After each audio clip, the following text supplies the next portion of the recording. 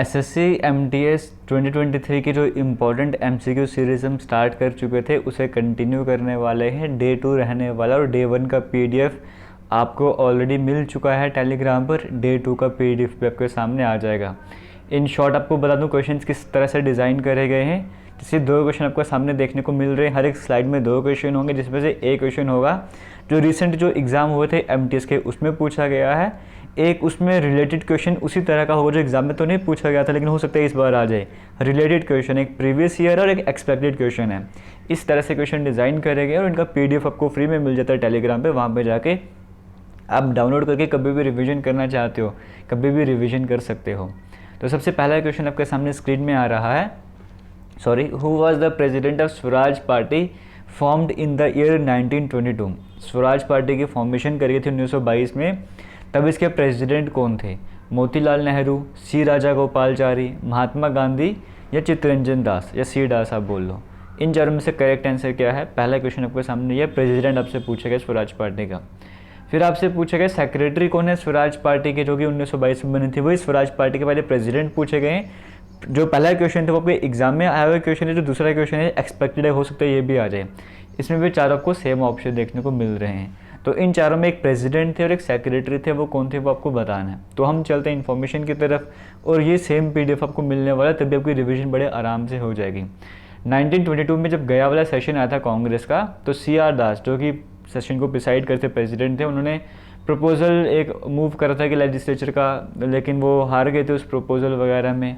और इसके बाद जो है वो कांग्रेस पार्टी से हटकर उन्होंने स्वराज पार्टी बनाई थी, है ना। क्योंकि जब आपको पता है कि जब नॉन कॉपरेशन मूवमेंट स्टार्ट किया था 1920 वाला, फिर चोरी चोरी इंसिडेंट आया था। फिर उसके बाद गांधी जी ने वो जो आंदोलन था वो विड्रॉ कर दिया था कि अब हम नहीं करेंगे, क्योंकि मैं बड़ा पीसफुल तरीके से चाहता था। फिर कुछ लोग चाहते थे कि हाँ सेम इसी को कंटिन्यू करे जाए, कुछ लोग जो है पॉलिटिक्स ज्वाइन करना चाहते थे। वैसे ही पर्पज़ कुछ सामने आया था। तो जो इनकी जो बातें थी लेजिस्लेचर में एंटर करने की, वो बातें मानी नहीं गई। इन्होंने अलग होकर अपनी पार्टी स्वराज पार्टी बना दी। तो CR दास जो थे वो प्रेसिडेंट थे और सेक्रेटरी कौन थे? मोतीलाल नेहरू थे। तो पहले क्वेश्चन में पूछा गया था प्रेसिडेंट कौन थे, तो चित्तरंजन दास हो जाएंगे। और सेकंड में क्वेश्चन में पूछा गया था सेक्रेटरी कौन थे, सेक्रेटरी मोतीलाल नेहरू। तो जनरली हम पढ़ते हैं दोनों ने मिलकर बनाया था ना, तो वहाँ पे कंफ्यूजन हो जाती है कि हाँ दोनों ने मिलकर तो बनाया था, लेकिन प्रेसिडेंट कौन सेक्रेटरी कौन। तो प्रेसिडेंट हो जाएंगे CR दास और सेक्रेटरी हो जाएंगे मोतीलाल नेहरू। तो ये दोनों बातें आपको ध्यान से समझनी है। चलते हैं बाकी 2 क्वेश्चन का सेट और लेके चलते हैं। बाकी लीडर्स बताए गए कौन कौन से लीडर यहाँ पे थे, वो आप स्क्रीन में देख सकते हो। फिर क्वेश्चन नंबर 3 जो आपके एग्जाम में आया हुआ था, क्वेश्चन 4 जो एक्सपेक्टेड होगा। क्वेश्चन नंबर 3 में कहा गया which of the following is the leading producer of cotton in India as of November 2022। नवंबर 2022 के हिसाब से देखेंगे सबसे ज़्यादा प्रोडक्शन कौन कर रहा था कॉटन की इंडिया में, आपसे वो पूछा जा रहा है। तेलंगाना, कर्नाटका, मध्य प्रदेश या फिर गुजरात। ये हो गई बात कॉटन की। अब जो एक्सपेक्टेड क्वेश्चन है वो क्या बनाया हुआ है, विच of the following is the leading producer of coffee in India. आपसे एग्जाम में पूछा गया था कॉटन का और मैं लेकर आ गया कॉफ़ी वाला, तो कुछ भी एग्जाम में आ सकता है। कर्नाटका, केरला, तमिलनाडु, असम। तो हम चेक कर लेते दोनों का आंसर। पहले क्या था, पहले था कॉटन, कॉटन का चेक कर लेते हैं। आप यहाँ पर देख सकते हो रिटर्न रिप्लाई दिया गया था लोकसभा में, और वहाँ पर शेयर करा गया था कि गुजरात जो है, महाराष्ट्र और तेलंगाना ये मेजर कॉटन प्रोड्यूसिंग स्टेट है। 65% कॉटन की प्रोडक्शन करते हैं। तो गुजरात, फिर महाराष्ट्र, फिर तेलंगाना, है ना। तो यहाँ पर देखो गुजरात देखने को मिल रहा है, गुजरात आपको देखने को मिल रहा है, तो वो करेक्ट आंसर हो जाएगा। आगे चलते फिर कॉफ़ी की बात करेंगे। कॉफ़ी की प्रोडक्शन में सबसे ज़्यादा लीड कौन कर रहा है, हम वो देख लेते हैं। यहाँ पर आगे कवर कर लेते हैं। ये कुछ बेसिक डिटेल्स आप आराम से पढ़ सकते हो। कॉफ़ी प्रोडक्शन की बात करेंगे, सबसे ज़्यादा प्रोडक्शन जो है वो कर्नाटका कर रहा है। हालांकि परसेंटेज वेरी कर रहा है, कभी 71%, कभी 52%, लेकिन लीडिंग जो है वो कर्नाटका लीड कर रहा है कॉफ़ी प्रोडक्शन में। फिर केरला आता है और फिर तमिलनाडु आता है। तो यहाँ पर आप देखोगे अगर, तो जो लीड कर रहा है कॉफ़ी में वो कर्नाटका है, फिर केरला है, फिर तमिलनाडु है। तो एग्जाम में क्वेश्चन आएगा, आप अटैम्प्ट कर लोगे आराम से। आगे चलते हैं। और मुझे नहीं पता आप ये वीडियो कब देख रहे हो सकता है तब कोई नया डाटा आ जाए, तो आपको उसके हिसाब से अपडेट करना है। ये क्वेश्चन ऐसे जो अपडेशन मांगते हैं, क्योंकि ये अपडेट होते रहते हैं। जब आप वीडियो देखोगे, अगर ये अगस्त के महीने में देख रहे हो 2023 में, तो फिर ठीक है। अगर कभी बाद में कभी देख रहे हो तो ज़रूर एक बार इसको वेरीफाई कर लीजिएगा। आगे चलते हैं। क्वेश्चन नंबर 5 आपके सामने स्क्रीन में आ रहा है। Indian railways plan to become net zero carbon emitter by. Indian railway ने प्लान करा है कि वो नेट ज़ीरो कार्बन एमिटर बन जाएंगे। कौन से ईयर तक, ये एग्ज़ाम में आया हुआ क्वेश्चन है। और जो मैंने एक्सपेक्टेड बनाया वो क्या बनाया है, Indian railways plan to create a future ready railway system by, Indian railway ने प्लान करा कि फ्यूचर रेडी रेलवे सिस्टम बनाएंगे। कब तक? जैसे क्वेश्चन था वैसे मैंने भी बनाया हुआ है, ठीक है। सबसे पहले बात करते हैं नेट ज़ीरो कार्बन एमिटर के। तो इंडियन रेलवे जो मिशन मोड में काम कर रहा है, जिसके अकॉर्डिंग इंडिया ने लार्जेस्ट ग्रीन रेलवे बनना है वर्ल्ड में, सबसे बड़ा ग्रीन रेलवे बनना है। और ये किस अप्रोच की तरफ जा रहे हैं? Net zero carbon emitter by 2023, जब से एग्जाम में पूछा गया था 2030 तक हमें ये गोल जो है वो अचीव करना है। क्लियर हो गया? और इसमें जैसे आपको पता है ना कि जैसे क्या क्या स्टेप उठाए जा रहे हैं, एक तरह से आप ऐसे कह सकते हो कि जैसे सभी जो भी ट्रैक उनकी इलेक्ट्रिफिकेशन करी जाए, कि सभी जो ट्रेन है वो इलेक्ट्रिसिटी पे चले, कोयला वगैरह का सिस्टम ख़त्म कर दिया जाए। फिर जहाँ पर भी लाइट्स यूज़ करी जा रही है वहाँ पे एलईडी बल्ब यूज़ करे जाएँ। इस तरह की बातों पर ज़्यादा फोकस करा जा रहा है, सो दैट कि नेट ज़ीरो कार्बन एमिटर का जो सपना 2030 तक वो पूरा हो जाए। और ग्रीन रेलवे जो हम ऑब्वियसली बात कर रहे हैं कि कार्बन एमिशंस होने ही चाहिए, नहीं होने चाहिए। और दूसरी तरफ हम जो बात करेंगे, दूसरा क्वेश्चन क्या था? फ्यूचर रेडी रेलवे प्लान की बात करेंगे। तो फ्यूचर रेडी की अगर हम बात करेंगे, इंडियन रेलवे ने एक और प्लान प्रिपेयर करा था, नेशनल रेल प्लान आप जिसे कह सकते हो। ये 2030 में, ज़ीरो कार्बन एमिटर भी 2030 और नेशनल रेल प्लान भी 2030 वाले। इसका प्लान का मतलब मकसद क्या है? कि फ्यूचर रेडी रेलवे स्टेशन तैयार करना। मतलब यहाँ पे जैसे ऑपरेशनल कैपेसिटीज़ की भी बात कर रहे हैं, कमर्शियल पॉलिसी इनिशिएटिव की भी बात कर रहे हैं कि जैसे जो ट्रैक हैं वो बड़े करे जाएँ, स्टेशन बड़े करे जाएँ, है ना। ये सब कुछ की ऑब्जेक्टिव्स आपको देखने को मिल रहे हैं यहाँ पर। तो ये सब कुछ आपको देखने को मिल रहा है। तो फ्यूचर रेडी रेलवे स्टेशन की यहाँ पर बात करी जा रही है।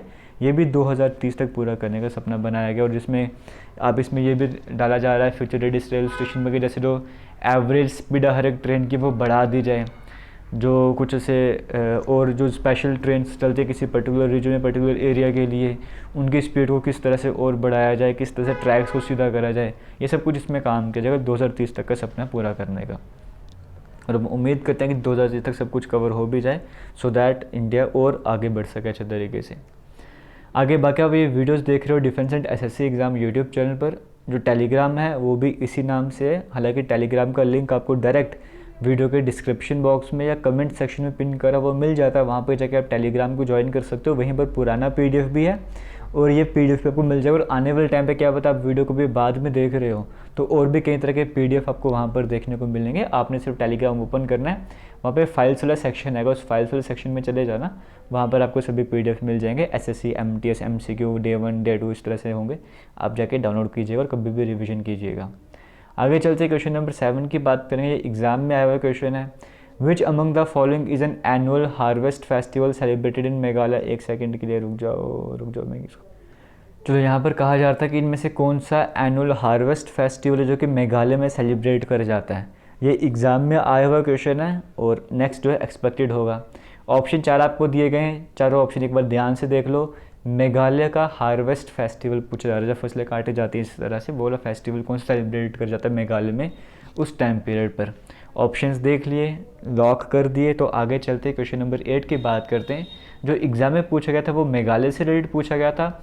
जो मैंने एक्सपेक्टेड बनाया वो उड़ीसा का बनाया। तो आपको बताना है उड़ीसा का हार्वेस्ट फेस्टिवल कौन है इन चारों में से, समझ गए हो। तो मेघालय और उड़ीसा दोनों ही यहाँ पे आपके कवर हो जाएंगे। इसलिए ये एमसीक्यू सीरीज आपके लिए मोस्ट इंपॉर्टेंट रहने वाली है। एक तो आपको टीसीएस का लेवल समझ आता है कि एमटीएस में किस तरह के क्वेश्चन बनाए जाते हैं, एक्सपेक्टेड किस तरह के हो सकते हैं, और आपकी रिवीजन भी होती है अगर आपने सही से तैयारी करी होगी। सबसे पहले बात करते हैं, हम यहाँ पे बात कर रहे थे मेघालय के। तो मेघालय का जो ऑप्शन नंबर डी था, ये नोंगक्रम फेस्टिवल आपको देखने को मिल रहा है। 5 दिन का फेस्टिवल है और वेल नोन फेस्टिवल माना जाता है, खासी वहाँ की जो ट्राइब है वहाँ का। और यहाँ पे सिंपल आपको यहाँ पर देखने को मिल रहा होगा ये वाला लास्ट में, ये देखो, festival honours the God of harvest. तो हार्वेस्टिंग के लिए फेस्टिवल जो सेलिब्रेट कर जाता है, इस तरह से आप समझ सकते हो। तो ये मेघालय का हार्वेस्ट फेस्टिवल है। अब मेघालय के बार एक और इम्पोर्टेंट फेस्टिवल था वंगाला फेस्टिवल। तो ये भी आपको याद रखें, कभी कभी आपसे पूछा जाता है कि ये फेस्टिवल कहाँ पे सेलिब्रेट करा जाता है। तो ये गारो जो है लोग हैं वो वहाँ के, वो इस फेस्टिवल को सेलिब्रेट करते हैं। तो वंगाला भी और जो नोंगक्रम आपको बताया, दोनों फेस्टिवल आपको याद रखें, दोनों कहाँ करें, मेघालय के हैं। और आगे उड़ीसा का पूछा गया था, इसे 100 ड्रम फेस्टिवल भी कहा जाता है, ये जो वंगाला फेस्टिवल है। और जो उड़ीसा की बात करता है वो नुआखाई है, एक एनुअल हार्वेस्ट फेस्टिवल जो कि उड़ीसा में सेलिब्रेट करा जाता है। जैसे नया सीजन आने वाला होता है, फिर न्यू राइस के अगर वेलकम करने के लिए जो है सेलिब्रेट करा जाता है। गणेश चतुर्थी के नेक्स्ट स्टेज जो है इसको सेलिब्रेट करा जाता है। तो ये उड़ीसा का फेस्टिवल है, ये भी आपको पता होना चाहिए। आगे चलेंगे नेक्स्ट क्वेश्चन, क्वेश्चन नंबर 9 आपके सामने स्क्रीन में चल रहा है। The walker cup is associated with which of the following sports. Walker cup किससे जुड़ा हुआ है, कौन से स्पोर्ट से जुड़ा हुआ है, ये आपके एग्जाम में पूछा गया क्वेश्चन था। और जो एक्सपेक्टेड क्वेश्चन बनाया गया वो ये है, नायडू ट्रॉफी जो है वो कौन से स्पोर्ट से जुड़ी हुई है। अब नायडू ट्रॉफी को लेकर क्वेश्चन क्यों आया, इसके पीछे का रीज़न है वो अभी आपको क्लियर होगा। सबसे पहले बात करेंगे वॉकर कप की। तो देखो वॉकर कप जो गोल्फ की ट्रॉफी है, बाकी आप डिटेल में पढ़ लेना खुद ही आराम से, तो गोल्फ से रिलेटेड है, तो गोल्फ जिस भी ऑप्शन में था वो करेक्ट आंसर हो जाएगा। लेकिन नायडू ट्रॉफी की बात करूँ, नायडू ट्रॉफी किससे रिलेट करती है, चेस से रिलेट करती है, तो जहाँ पे भी चेस ऑप्शन होगा वो टिक कर देना है। लेकिन कई बार क्रिकेट में भी ऑप्शन में चेस होता ही नहीं, क्रिकेट होता है, तो अगर दोनों ऑप्शन में आ जाएंगे, चेस भी आ जाए क्रिकेट भी आ जाए, फिर हम क्या रखेंगे। तो आपको एक बात का ध्यान रखना है, अगर ये नायडू आता है, NAIDU नायडू ट्रॉफी आता है, तो आपको चेस पर ही जाना है। जो क्रिकेट में नायडू ट्रॉफी आती है, क्योंकि एक बार एग्जाम में क्वेश्चन भी आया था, वहाँ पे ये चेस ऑप्शन में था ही नहीं, तो सी के नायडू ट्रॉफी है वहाँ पर, समझ रहे हो। तो सी की नायडू ट्रॉफी जो क्रिकेट से रिलेट करती है। हालांकि नायडू ट्रॉफी आ जाएगा तो अपने अगर चेस ऑप्शन में होगा तो क्रिकेट को टिक करना है, लेकिन अगर चेस ऑप्शन में हो तो चेस को ही पहले प्रेफरेंस आपने दे दी है, क्योंकि ये सी के नायडू ट्रॉफी है क्रिकेट वाली, तो पूरा नाम आएगा तो फिर क्रिकेट ही आपको क्रिकेट पे फोकस करना है, तो दोनों स्पेलिंग आपको पता होने चाहिए।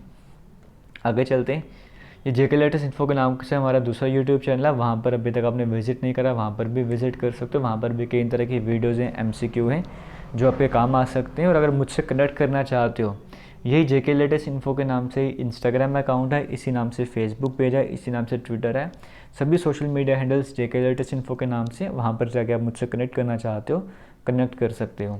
और हाँ, एक बात और कहना चाहूँगा, अगर आप SSC MTS की टेस्ट सीरीज़ को ज्वाइन करना चाहते हो, उसका लिंक भी आपको वीडियो के डिस्क्रिप्शन बॉक्स में मिल जाएगा। पहले उसका प्राइस 200 था, फिर 150 कर दिया, अब फाइनली उसका प्राइस रिड्यूस करके 100 रुपीज़ कर दिया गया है। तो उसमें सिर्फ फुल लेंथ मॉक टेस्ट ही नहीं है, बल्कि एक्स्ट्रा सब्जेक्ट वाइज टेस्ट भी आपको कई तरह के देखने को मिलेंगे।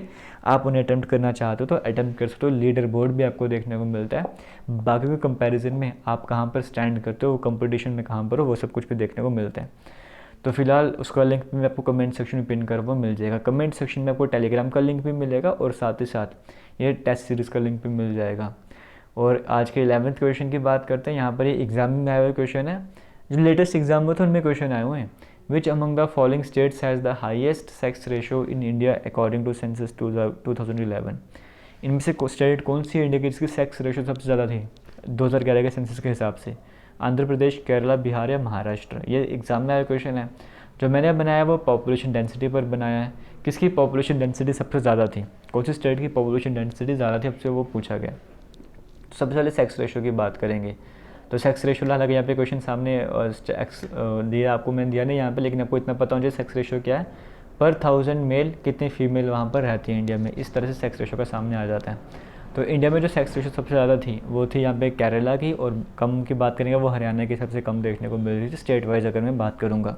तो ऑप्शन नंबर बी यहाँ पे केरला यहाँ पे करेक्ट आंसर हो जाएगा।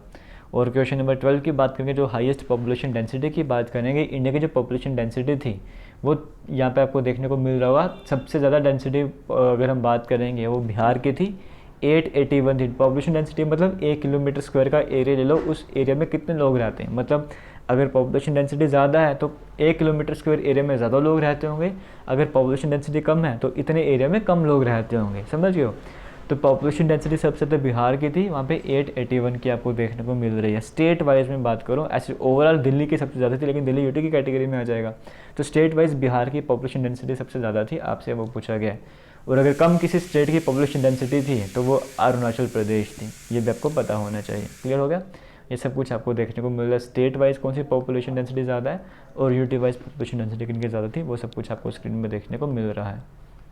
तो इस तरह से जो भी इंपॉर्टेंट डाटा था वो आपसे सारा शेयर कर लिया। आज के 12 क्वेश्चन थे, कल पहली वीडियो में 10 क्वेश्चन थे, अभी 12 क्वेश्चन आए।